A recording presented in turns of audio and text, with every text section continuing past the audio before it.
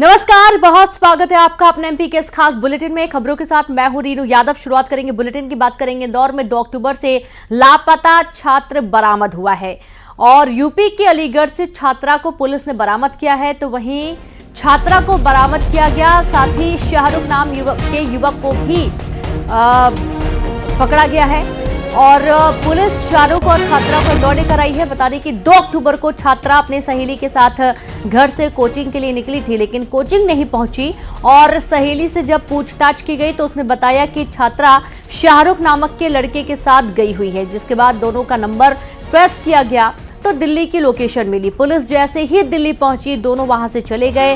फिर लोकेशन अलीगढ़ की मिली, जिसके बाद पुलिस ने मौके पर पहुंचकर दोनों को हिरासत में ले लिया है। जो छात्रा है वो 2 अक्टूबर से लापता थी, उसको लगातार उसकी सर्चिंग पुलिस कर रही थी। शाहरुख नाम के व्यक्ति के साथ ही पाई गई है।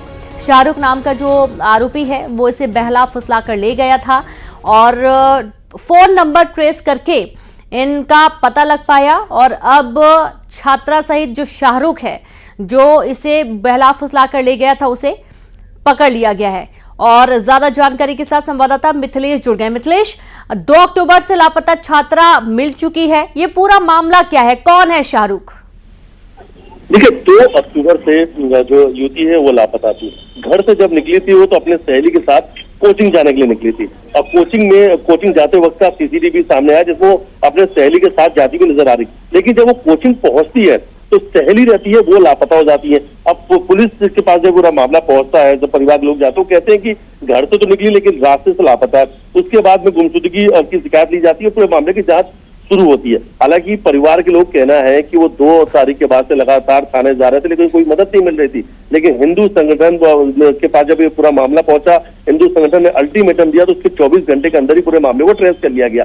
अब देखिए, ये अलीगढ़ में मिली है और शाहरुख के साथ। अब शाहरुख के बारे में जानकारी सामने आ रही कि शाहरुख दिल्ली में नौकरी करता था, प्राइवेट नौकरी है और मूल रूप से वो अलीगढ़ का रहने वाला है। अब इंदौर की युवती को जानकारी साझा करने के लिए। और चलिए अब आगे बढ़ेंगे, अगली खबर करू करेंगे। बात करेंगे भोपाल में नकली नोट बनाने का वीडियो वायरल हो रहा है। दरअसल 3 लोगों ने एक ठेकेदार को 20 लाख के नकली नोट बनाने का लालच दिया और इसके एवज में 5.5 लाख रुपए ले लिए। क्राइम ब्रांच की टीम को जब इसकी शिकायत मिली तो क्राइम ब्रांच भोपाल ने एक्शन लेते हुए 2 आरोपियों को गिरफ्तार भी कर लिया। एक आरोपी अभी भी फरार है। क्राइम ब्रांच की गिरफ्त में आने के बाद इन लोगों ने बताया कि कैसे वो पानी, पाउडर और केमिकल की मदद से लोगों को नकली नोट बनाने के नाम पर ठगते थे। क्राइम ब्रांच ने आरोपियों के पास से नकली नोट की गड्डियां और नकली नोट बनाने का सामान जब्त किया है।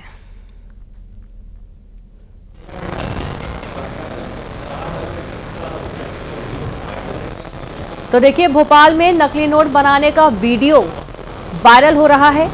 दरअसल 3 लोगों ने एक ठेकेदार को 20 लाख के नकली नोट बनाने का लालच दिया और इसके एवज में 5.5 लाख रुपए के ले लिए।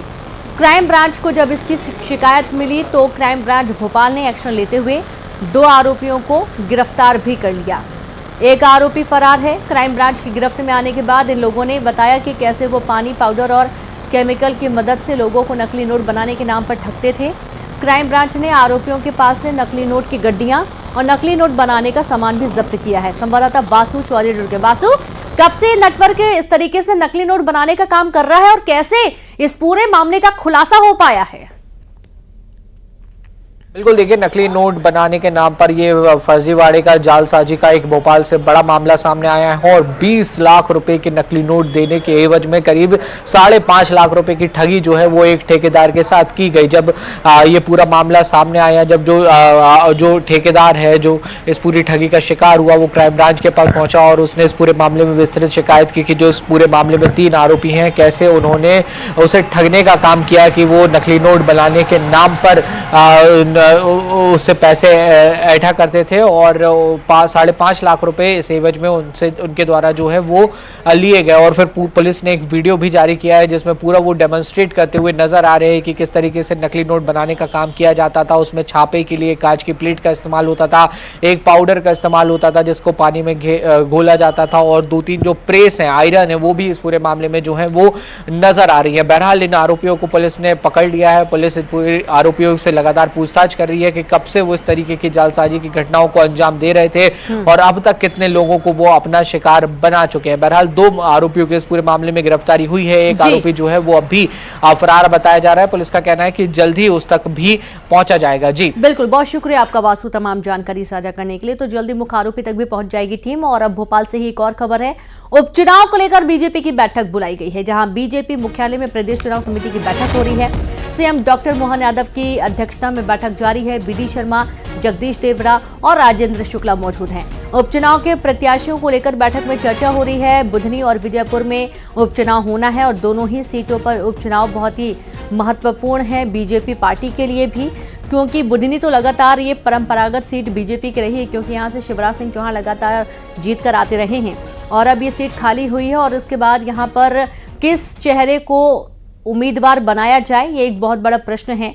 साथ ही विजयपुर सीट रामनिवास रावत यहाँ से अब सीट खाली हुई है और इस सीट पर भी मंथन लगातार हो रहा है। संवाददाता शैलेंद्र भदौरिया जुड़ गए हैं। शैलेंद्र, 2 सीट विजयपुर और बुधनी दोनों ही खास सीट हैं बीजेपी के लिए। बिल्कुल बिल्कुल, आपने ठीक कहा कि विजयपुर और बुधनी दोनों ही सीटों पर जो है वो बीजेपी ने अब मंथन शुरू कर दिया है। देखिए, बुधनी जो है वो बीजेपी की परंपरागत सीट है। पूर्व मुख्यमंत्री शिवराज सिंह चौहान यहां से लगातार विधायक रहे और जब हाल ही में उन्होंने लोकसभा का चुनाव लड़ा उसके बाद ये सीट खाली हुई है। दूसरे अगर मैं विजयपुर की बात करूं तो यहाँ पर रामनिवास रावत जो कांग्रेस के नेता थे वो बीजेपी में शामिल हुए और उसके बाद वो सीट खाली हो गई है। तो अगर हालांकि विजयपुर को लेकर मैं बात करूं तो संभवतः सिंगल पैनल नाम जो है वो रामनिवास रावत का ही हो सकता है, क्योंकि मध्य प्रदेश की सरकार ने उन्हें मध्य प्रदेश में का जो मंत्री भी बनाया, वन मंत्री के तौर पर वो काम कर रहे हैं। तो ऐसे में ये निश्चित माना जा रहा है कि उनका सिंगल पैनल नाम जो है वो जाएगा। लेकिन अगर बुधनी को लेकर बात करें तो शिवराज सिंह चौहान का उत्तराधिकारी कौन होगा, उनके बाद कौन होगा जो सीट को संभालेगा, उसको लेकर चिंतन और मंथन का दौर लगातार जारी है। देखिए, जिस तरीके से कांग्रेस भी इन दोनों सीटों पर लेकर लगातार मेहनत कर रही है, आज और कल 2 दिन जो है वो तमाम बीजेपी के बड़े जो नेता हैं वो इन सीटों पर जाएंगे, जिनको प्रभार सौंपा गया वो इन सीटों पर जाएंगे, वहां भी नामों को लेकर रायशुमारी की जाएगी। तो ऐसे में बीजेपी भी अब रायशुमारी करने में जुटी हुई है, आपसी मंथन करने में जुटी। डॉक्टर मोहन यादव हो, प्रदेश के मुख्यमंत्री हो, या फिर प्रदेश अध्यक्ष बीडी शर्मा हो, या प्रदेश के प्रभारी महेंद्र सिंह जो है, दोनों डिप्टी सीएम मौजूद हैं, कैलाश विजयवर्गीय मौजूद है, प्रहलाद पटेल मौजूद है और नरोत्तम मिश्रा ने, तमाम जो दिग्गज नेता हैं वो इस बैठक में मौजूद है। अब से कुछ देर पहले ये बैठक शुरू हुई है। अब देखना होगा कि बैठक जब खत्म होती है तो क्या क्या किन नामों पर सहमति बनी। बिल्कुल देखना है कि कौन से वो नाम होंगे जो कि उम्मीदवार बनाए जाएंगे। बहुत शुक्रिया आपका शैलेंद्र तमाम जानकारी साझा करने के लिए। और चलिए अब आगे बढ़ेंगे, बात करेंगे भोपाल में बीजेपी कार्यालय में आज 3 विधायकों को तलब किया गया। अपने बयानों से सुर्खियों में रहने वाले विधायकों की आज क्लास ली जानी है।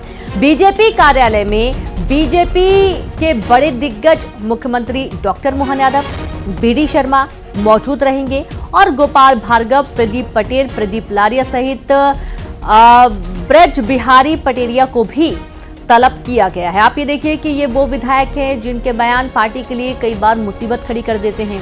ऐसे बयान दे देते हैं जो कि पार्टी लाइन से अलग होते हैं।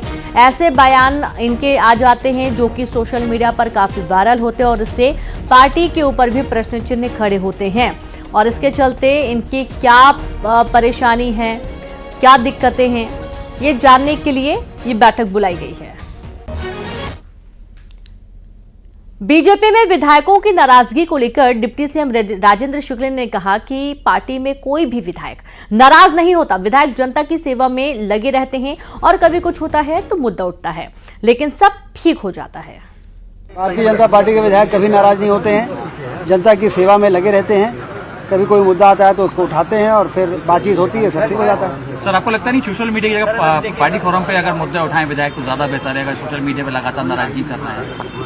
बातचीत हुई है तो ठीक हो जाएगा। राजगढ़ की करणवास पुलिस पर सवाल उठ गए हैं। मोहनपुरा के बंजारापुरा गांव में हमले में एक आरोपी के बंधक बनाए जाने की खबर न्यूज 18 पर दिखाए जाने के 10 घंटे बाद पुलिस मौके पर पहुंची। पुलिस ने हमले के आरोपी को हिरासत में लिया है। आपको ये भी बता दें कि देर रात चोरी की नियत से आरोपी और उसके साथियों ने एक घर में सो रहे पति पत्नी पर हमला किया था। शोर मचाने के बाद लोगों ने एक आरोपी को पकड़ा और उसे बंधक बना लिया। आरोपी के साथ ही मौके का फायदा उठाकर भाग गए। वाकये की सूचना पुलिस को दी गई, लेकिन पुलिस 10 घंटे बाद मौके पर पहुंची और बंधक आरोपी को हिरासत में लिया गया।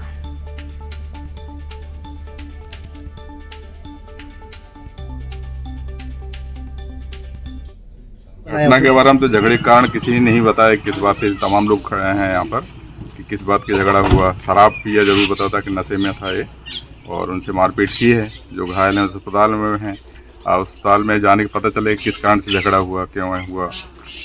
तो सर इसकी क्या अभी जांच चल रही है? हाँ, इसके जांच से पता चलेगा कि क्या तो हुआ। जो आरोपी था उसको छुड़ा के आपने हिरासत में लिया? हाँ, लेके जा रहे हैं। झाबुआ में भारी मात्रा में एमडी ड्रग्स बरामद की खबर है। मेघनगर औद्योगिक क्षेत्र से बड़ी मात्रा में एमडी ड्रग्स बरामद की गई है। पकड़ी गई ड्रग्स की कीमत करीब 168 करोड़ रुपए बताई जा रही है। वहीं नारकोटिक्स और एनसीबी ने कार्रवाई से इनकार किया है। जानकारी के मुताबिक मेघनगर फार्मा नाम की कंपनी पर डायरेक्टोरेट रेवेन्यू इंटेलिजेंस की स्वतंत्र कार्रवाई की गई है। दशहरे के दिन रात के अंधेरे में टीम पहुंची थी। फैक्ट्री मालिक सहित 4 लोगों को हिरासत में लिया गया और फैक्ट्री में मौजूद सामग्री को भी जब्त किया गया। वहीं सामग्री के सैंपल भी लिए गए हैं। स्थानीय पुलिस को भनक तक नहीं लगी। स्थानीय पुलिस के पास इस मामले में कोई जानकारी फिलहाल नहीं है।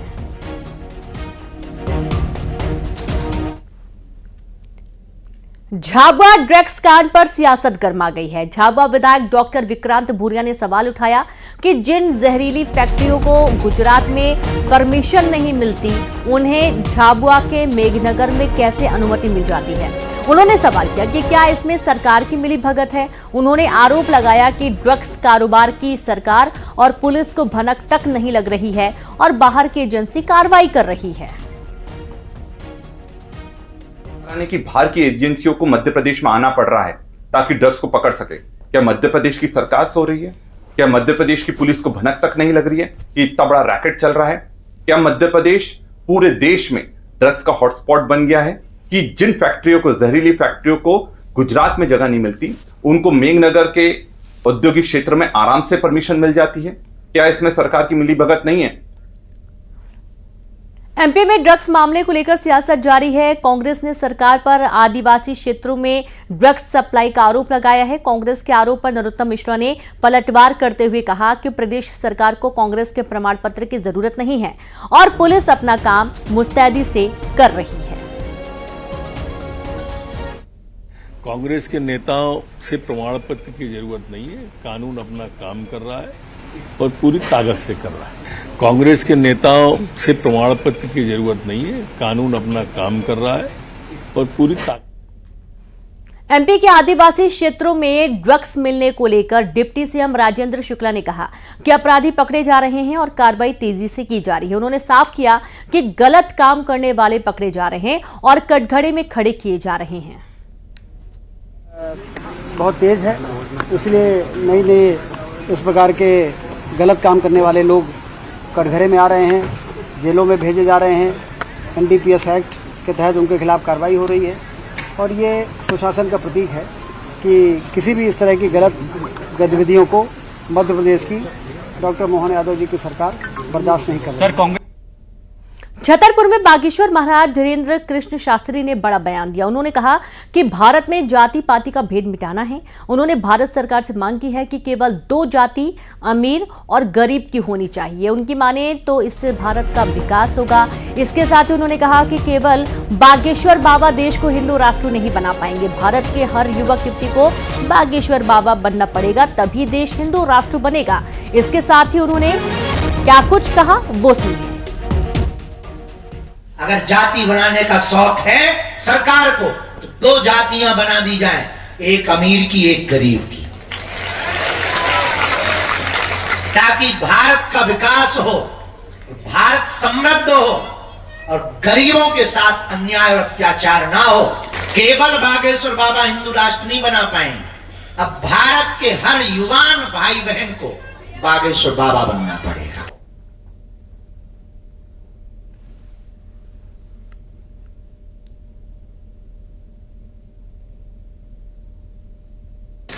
लेकिन मांस मंगरा की छूट किसी भी हालत में नहीं। तो आप ये देखिए कि जो बागेश्वर बाबा हैं धीरेन्द्र कृष्ण शास्त्री, उनका ये कहना है कि सिर्फ 2 जाति होनी चाहिए, एक अमीर और एक गरीब की जाति बनानी चाहिए। देश के हर युवा को बनना पड़ेगा बागेश्वर बाबा। अकेले धीरेन्द्र कृष्ण देश को हिंदू राष्ट्र नहीं बना सकता। पेशी का नियम पालन। छतरपुर में मनचलों की चप्पलों से पिटाई का मामला सामने आ रहा है, जहां मनचले युवती के साथ छेड़खानी कर रहे थे और युवतियों ने अपने भाइयों के साथ मिलकर मनचलों की जमकर पिटाई कर दी है और इस पिटाई का वीडियो भी सोशल मीडिया पर सामने आया है। मौके पर पहुंची पुलिस ने मनचलों को पकड़ लिया। सिविल लाइन थाना इलाके की पूरी घटना बताई जा रही है। बड़ी जानकारी आपको दे रहे हैं छतरपुर से, जहां पर आप ये देखिए वीडियो सामने आया है जो कि सोशल मीडिया पर वायरल हो रहा है। ये मनचले युवती को परेशान कर रहे थे, छीटाकशी कर रहे थे और इस दौरान युवतियां गुस्सा गईं और उन्होंने अपने भाइयों के साथ मिलकर मनचलों को खूब सबक सिखाया, चप्पलों से पिटाई की गई है। आप ये देखिए कि इसका वीडियो भी सामने आया। पुलिस भी मौके पर पहुंची, मनचलों को हिरासत में ले लिया गया है और अब मामले की आगे की जांच की जा रही है। दरअसल ये जो मनचले हैं ये लगातार इस तरीके की घटनाओं को अंजाम देते थे और जब युवतियों ने बार बार देखा परेशान खुद को, तो उसके बाद उन्होंने चप्पल उठाई और पीटना शुरू कर दिया। छतरपुर में जैन मुनि विशांत सागर से मारपीट मामले में 8 लोगों की गिरफ्तारी हो चुकी है। एसपी अगम जैन ने जैन मुनि से मुलाकात की, तो वहीं जैन मुनि ने सकारात्मक पहल करते हुए सभी आरोपियों को माफ कर दिया है। बता दें कि जैन समाज के ही कुछ लोगों ने जैन मुनि विशांत सागर के साथ मारपीट की थी। आतंकवादी पकड़े तो सामान्य होना है क्या? कोई औकात नहीं है पैसा से देखो से भाई साहब हर हमारे बहुत दुनिया से फोन आ रहा है, दुनिया पता नहीं क्या हो रहा है। एक यहाँ पे घुआरा नगर में जो घटना हुई है उसमें तत्काल संज्ञान लेते हुए FIR भी दर्ज की है, अभिरक्षा में भी लिया गया है और सख्त कार्रवाई की जाएगी। आज महाराज साहब से मिलना हुआ और उन्होंने बहुत ही विस्तार में कई विषयों पर चर्चा की, धार्मिक विषयों पर भी और जो यहाँ घटना हुई उसके संबंध में भी एक सकारात्मक पहल महाराज साहब के द्वारा की गई है और हम भी कानूनन तौर पर जो भी सख्त से सख्त कार्रवाई होगी वो करेंगे। इंदौर के दीपमाला ढाबे के पास रात में 3 दुकानों में आग लग गई थी। स्क्रैप दुकान और खाने की 3 दुकानों में आग से भारी नुकसान हुआ। घटना का एक CCTV फुटेज भी सामने आया है, तो वहीं स्क्रैप दुकान संचालक ने इलाके के बदमाशों पर आग लगाने का आरोप लगाया है। पुलिस पूरे मामले की जांच में जुट गई है।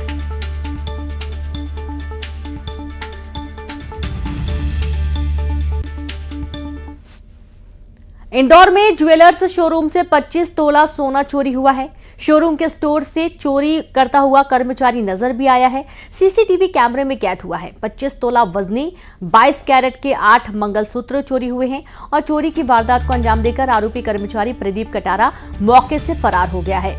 बता दें कि शुक्रवार रात को कर्मचारी ने चोरी की थी। शनिवार रात को जब स्टॉक का मिलान किया गया तो मंगलसूत्र गायब मिला था, जिसके बाद रविवार को पंजाब ज्वेलर्स के मैनेजर ने FIR दर्ज कराई थी। चोरी की वारदात का CCTV फुटेज सामने आने पर खुलासा हुआ है।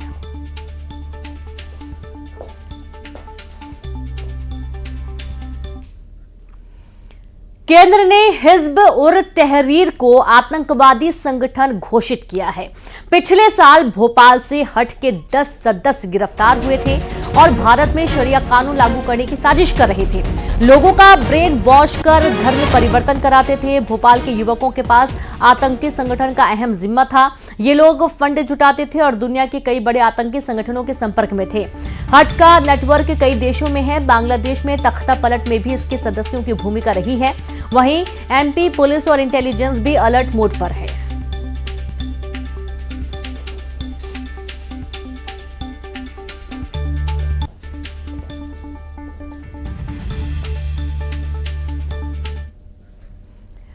कटनी के रीठी में एक युवक की पत्थर से कुचलकर हत्या कर दी गई, तो वहीं पुराना तलैया के पास युवक का शव बरामद हुआ है।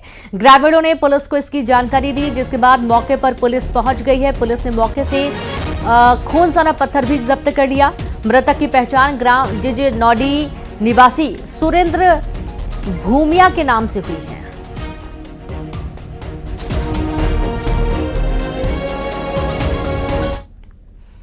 जबलपुर में घर के बाहर खड़ी कार आग में जलकर राख हो गई। मामला ओमती के नेपियर टाउन का है, जहां पर एक कार घर के बाहर खड़ी थी। अज्ञात कारणों के चलते उसमें आग लगी और देखते ही देखते आग तेज हो गई। सूचना पर पुलिस पहुंची और पूरे मामले की जांच में जुट गई है। बड़ी घटना यहाँ पर दमकल की टीम मौके पर पहुंची, आग को बुझाने के तमाम प्रयास किए गए और गनीमत ये रही कि बहुत बड़ी घटना यहाँ पर नहीं हो पाई।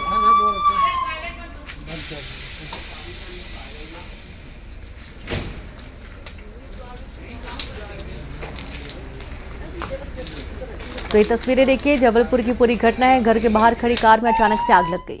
ऐसे ही टहल रहे थे, दशहरे का टाइम था, तो अचानक से धुआं देखा ऊपर। तो हम लोग यहाँ पर आकर के देखते हैं तो एक कार में आग लगी हुई थी।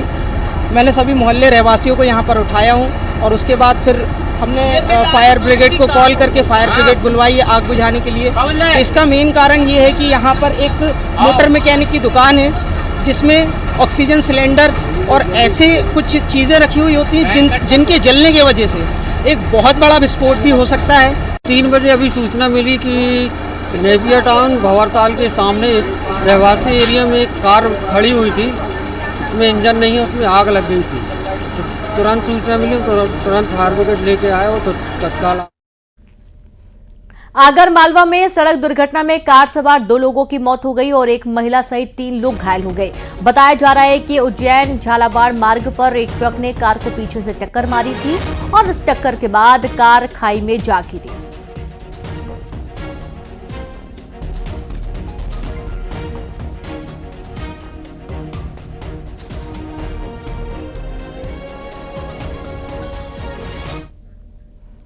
और अब देखेंगे 20 बड़ी खबरें तेज अंदाज में।